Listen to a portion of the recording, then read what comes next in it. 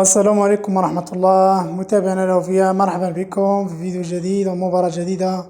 اليوم سنتعرف على تفاصيل مباراة قطر ضد كندا، ولكن قبل أن نبدأ لا تنسوا دعمنا باللايك والاشتراك في القناة والصلاة على النبي.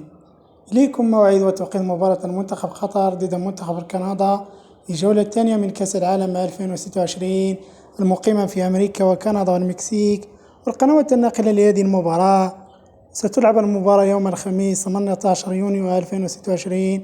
ستنطلق صفرة بداية المباراة في تمام الساعة 11 مساء بتوقيت المغرب والجزائر وتونس، على الساعة 12 مساء بتوقيت مصر، وعلى الساعة 1 صباحا بتوقيت السعودية وقطر والعراق. فما تتوقعون سيفوز؟